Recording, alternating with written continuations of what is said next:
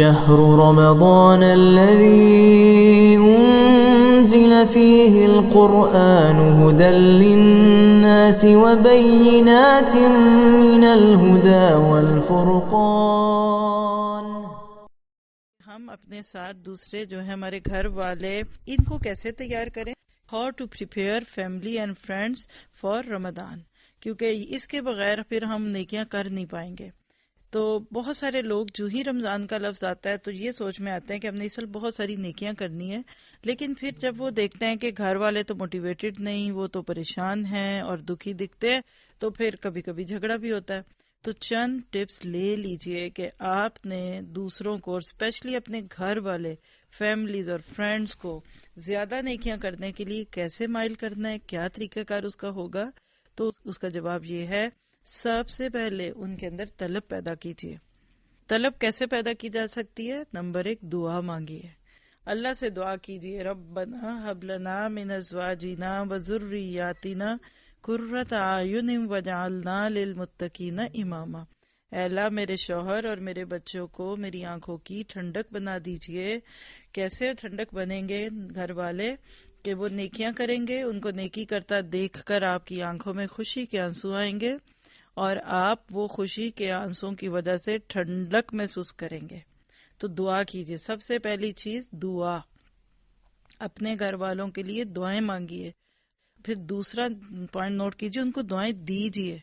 آج کے بعد آپ اپنے بچوں کو اور شوہر کو اسپیشلی، اور پھر وہی بات ہے فیملی اینڈ فرینڈز کو، کس طریقے سے نیکیوں کے لیے اور خاص طور پہ رمضان کی نیکیوں کے لیے تیار کریں. دعا دیجیے.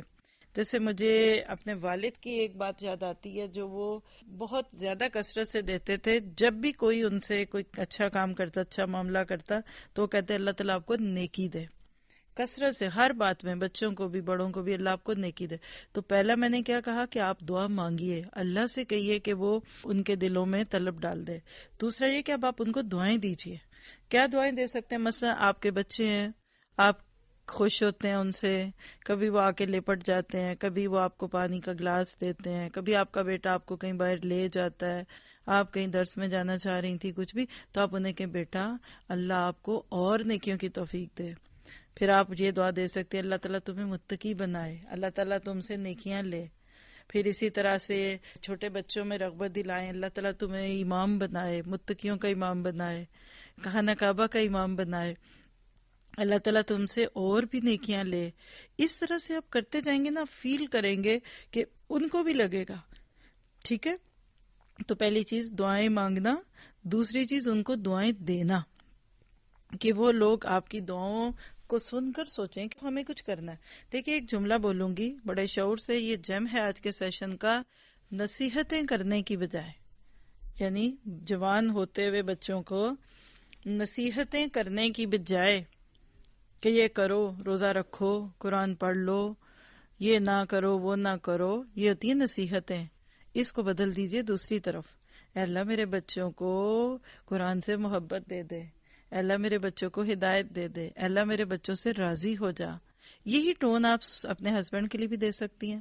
ایک یہ کہ آپ ان کو کہتے نہیں آپ 20 سال دورہ قرآن سنیں گے، بہت ہو گئی، یہ ہوا، آپ 5 وقت کی مسجد میں نماز پڑھیں نہیں تو یہ ہوگا. یہ نہیں اچھی ٹون ہوتی، یہ تو سننے میں بھی نہیں اچھی لگ رہی. تو مانے گا کون آپ کی بات؟ آپ کیا کریں، ان کے سامنے اللہ سے دعا مانگے، اللہ میرے شوہر کو مسجد کا نمازی بنا دے، اللہ میرے شوہر مسجد میں بھاگ بھاگ کے جانے لگے، اللہ تعالیٰ میرے شوہر جو ہے ان کا دل تقویٰ سے بھر جائے. پیار سے میٹھی زبان سے ان کے لیے دعائیں مانگے. یاد رکھیے دعائیں وہ راستے کھولتی ہیں جو کہ ہماری کوششوں سے نہیں ہوتے، ہمارے اس طرح سے کہنے سننے سے وہ چیزیں نہیں ہوتی. آپ اور میں اس چیز کو دیکھیں گے تو انشاءاللہ محسوس کر کے دیکھیں گے کہ یہ چیز آپ کے لیے بہت زیادہ خیر کا ذریعہ بنے گی. پھر اسی طرح سے آپ دیکھیے کہ ایک اور چیز ان میں رکھیے کہ ہر بندے کے دل میں لالچ ہے، ہونا چاہیے. سورۃ نساء میں اللہ تعالیٰ کہتے ہیں نفسوں میں بخل رکھا ہوا ہے. بخدرت الانفس الشح، شخ ہے. شخ کیا ہوتا ہے کہ مجھے ہی زیادہ مل جائے، یعنی بخل اور شخ ایک ہی قسم کی چیز ہے. نیکیوں کا بخل دے ان کو، نیکیوں کا ان کو خیر دے کہ وہ زیادہ سے زیادہ نیکیاں کرنے لگ جائیں، اور جتنا زیادہ وہ اپنے آپ کو ان چیزوں کے اندر محسوس کرائیں گے آپ دیکھیں گے کہ اللہ کی رحمت سے ان کے اندر اس چیز کی خیر آ جائے گی اور وہ پہنچیں گے. ٹھیک ہے. پھر ایک اور چیز چھوٹی سی، آپ گھر کے اندر ایک ماحول بنائیے، ٹائم لیجئے ہسبینڈ اور بچوں کو اور کہہ دیجئے، اور ایک پروگرام ابھی سے لے کے رمضان تک، یعنی فرسٹ سے پہلے کیونکہ باقاعدہ طور پہ ہمارے رمضان پروگرام جو زاد الخیر کے بعد ہوں گے وہ فرسٹ ویلکم رمضان کا جو ڈے ہے، تو اس سے پہلے اپنی فرینڈز کو بھی ایک دفعہ گھر میں بلائیے. چائے بسکٹ دے دیجئے، جوس اور آئس کریم دے دیجئے، یا مٹروں والے چاول اور دہی دے دیجئے، جو آپ کے نصیب میں ہے جو آپ کر سکیں. ایک دفعہ فرینڈز کو بلائیں اور بڑے پیار سے محبت سے ان کے ساتھ پلان بنائیے. کس چیز کے پلان بنائیے گا؟ کہ اچھے حالات میں بہترین طریقے سے آپ ان کو موٹیویشن دیں.